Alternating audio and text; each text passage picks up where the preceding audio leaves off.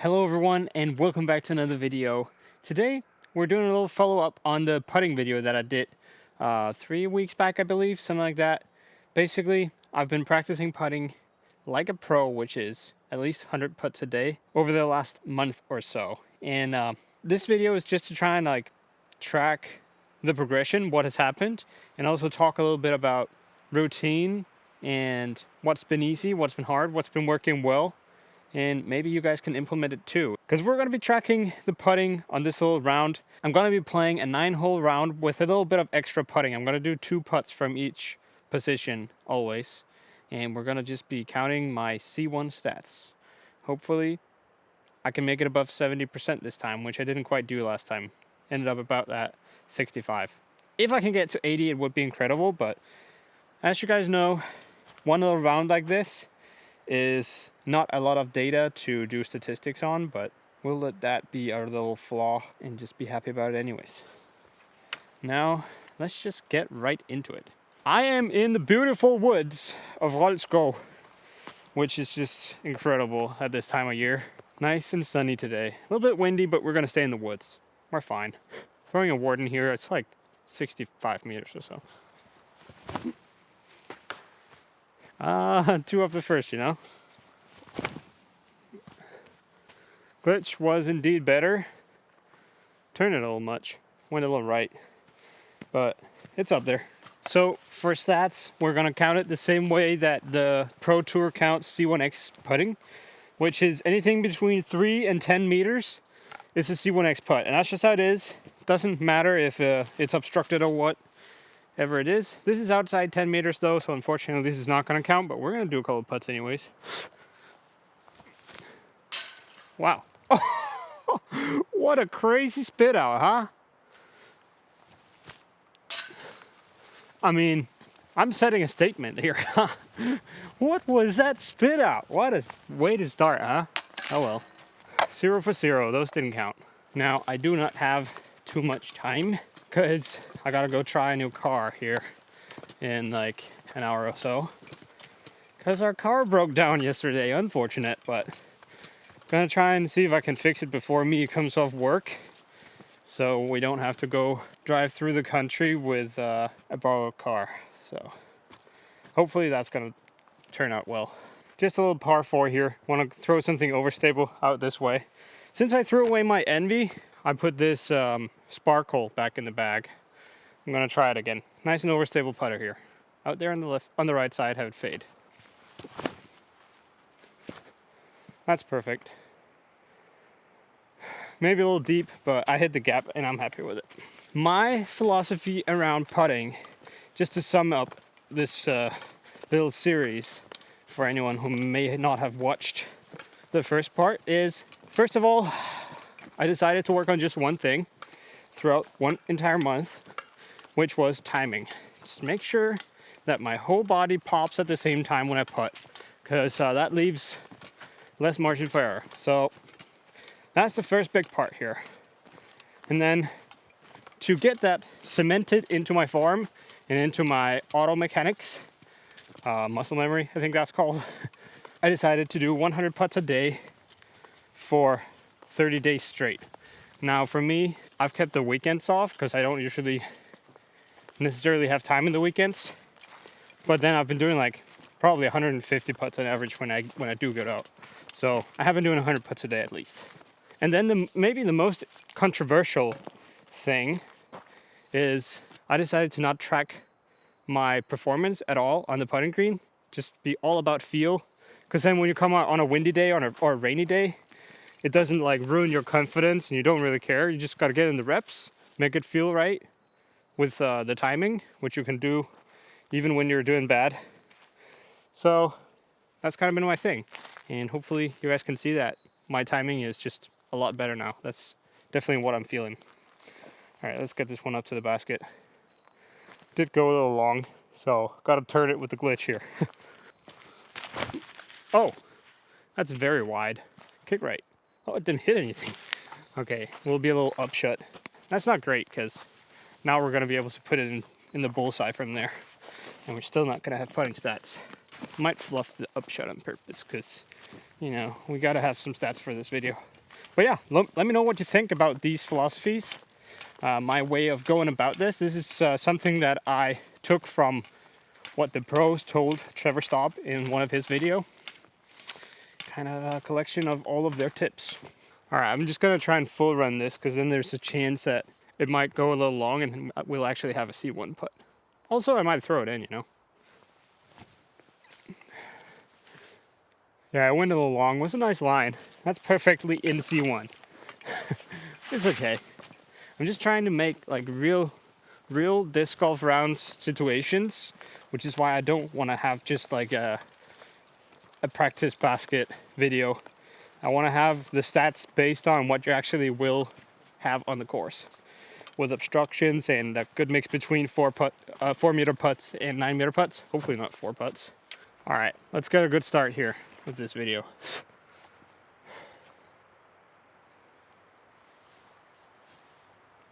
That's a make. Great. All right. That's 2 for 2 so far. It's a great start. Okay, just gotta go straight for 100 meters, 90 meters maybe, and then it's a dog leg right. But I'll do the trail for the first part and then do an upshot from there. That was a wild route.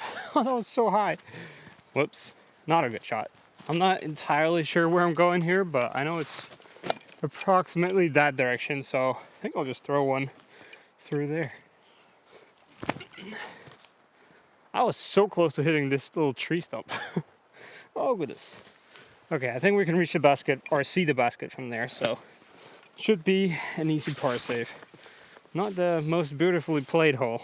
Just gotta get some distance on every shot and it's not gonna go too wrong. Okay, I actually ended like 20 meters away again, which is a little bit unfortunate for the video, but let's just make this one. I mean, sure, it doesn't count in the statistics, but it still kind of displays putting skills. Drop. That was a little high. Not enough, Annie. Oh well. I guess for the sake of stats, let's take the second one and do that one for C1 putts. Nice. Get up. Okay, cool. All right. 100% for 4 putts now. That's pretty incredible. Not doing forehands today because I have tournament tomorrow and the day after. The Danish Amateur Tour in Vojens. So, incredible course. Excited to play that one. Doing a little trail backhand here. Got to turn it to the right though. Go inside that then. Okay, that kicked way right. That was a little weird. Late released it a little bit, but I think the result is actually fine. So, if you're interested in my putting routine, I've been keeping it very simple. Like I said, I haven't been tracking anything, but I have been doing 100 putts by just doing 5 different stations, 5, 6, 7, 8, and 9 meters, and just doing 20 putts from each. And in the beginning, I started from 5 meters, because then I wanted to like kind of warm up and go backwards. But then at some point, I switched it up. And I did it the Ricky way. I remember way back in the days watching a Ricky putting video, like a clinic. And he said the way he practices is he starts out in circle 2. He starts like way back and gets dialed with those. And then he moves in towards the basket. And that way he kind of tricks his brain to think that a 10-meter putt is like the easiest thing in the world because it's so much easier than the ones that he started with. And sometimes it worked. Sometimes I got frustrated. I don't know. I think both ways are good and fine. It's probably all about repetition, but mental is a big part of putting, like you all know. So maybe Rick's onto something. Definitely try it out for yourself. Figure out what works best. Now this one is a really good way to play disc golf. Just throw it into a tree, get lucky, and then have a 25-meter putt for eagle. That's nice. See if we can get it up there with the Warden.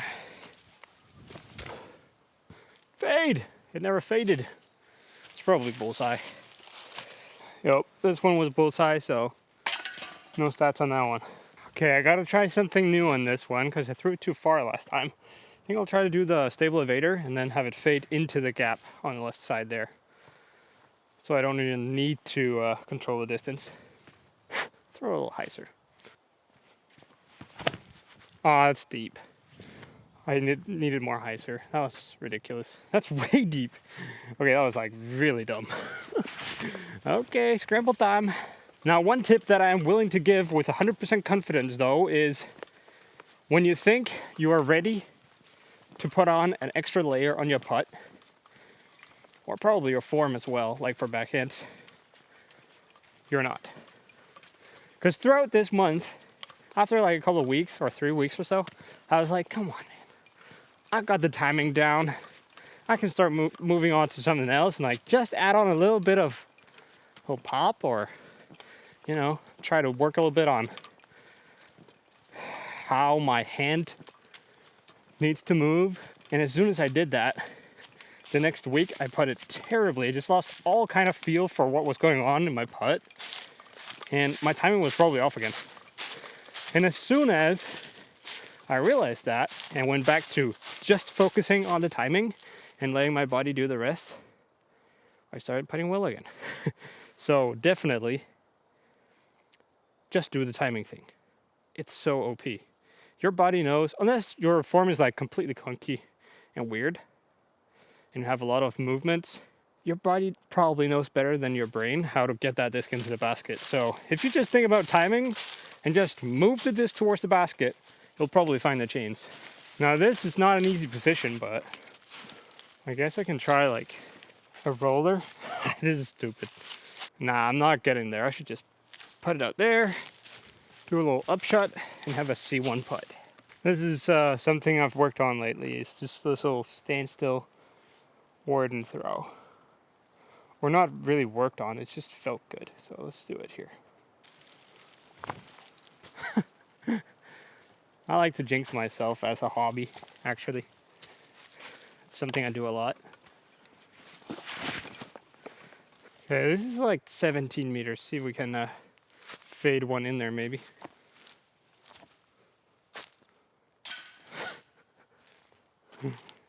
That's kind of crazy. Twice our luck. Oh, I just thought for a second it was gonna go in.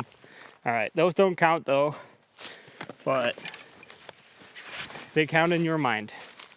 Okay, we're just gonna do 17 and 18 left. I only have 10 minutes. So I'm sorry about the time crunch and everything. It's gonna be a 7-hole video, but I think I've already kind of made a good statement here of like, I'm actually putting well now. So let's maybe do a couple of extra putts on the last 2 holes, but other than that, I think you guys know what's going on here. I'm a good putter now. All right, just try and punch it straight and have it fade into the trees down there.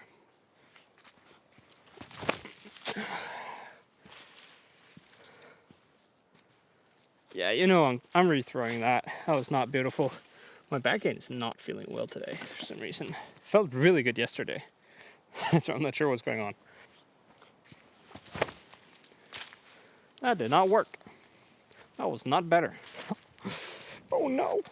That is something I should say. I've been so happy about the results from the putting and just like the way of doing things. It's just nice to have good routines for practicing.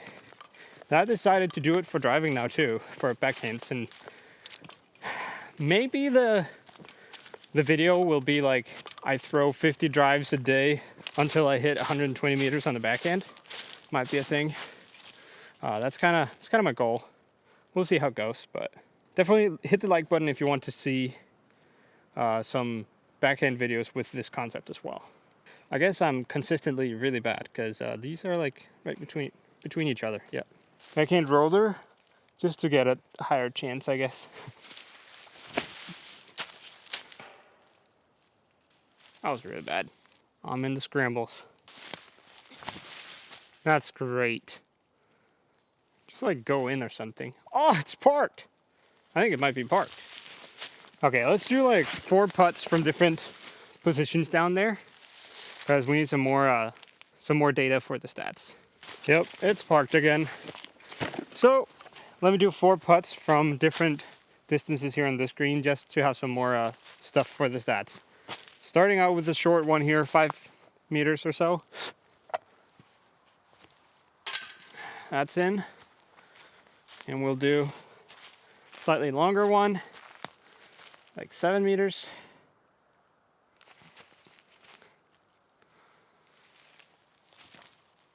I mean, what's this putting? Like, so easy. Okay, let me do 2 harder ones from back here. Because it's a little uphill instead. We'll have one uphill 8 meter here. And then probably one obstructed.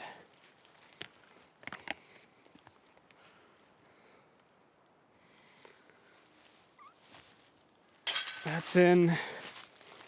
We'll do one here, straddle, 9 meter putt. This is as hard as it gets for C1 putts. Has to be Anheuser over that branch as well.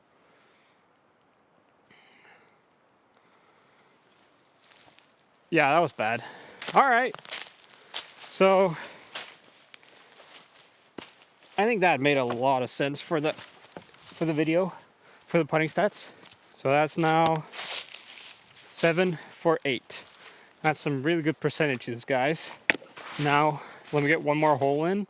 We'll do 4 putts on that as well, and then I gotta get out of here. You guys are up on a little pedestal here, so that's kind of cool.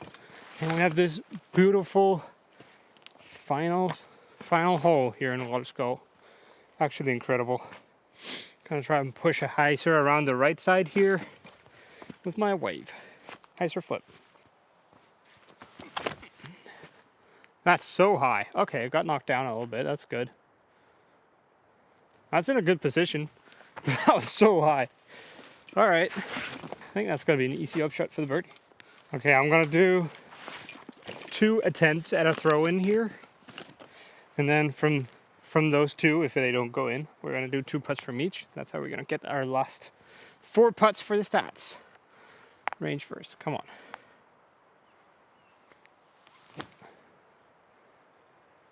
Oh, that's close. Whew. All right, spy. Oh, it's not so beefy. All right, I think those are good circle 1 putts. Probably even quite deep. Most of my putts have been pretty deep today, actually. So this will be good for the stats. Oops, I think I actually ran them out the circle, so I'll take it into a circle 1 putt here. 9 meters. Nice. Oh, that was bad. Felt wrong on the timing. All right, 2 more putts. I'll do a couple shorter ones. To keep it fair, I'm gonna do like mid-circle 1 here, so we don't skew the stats.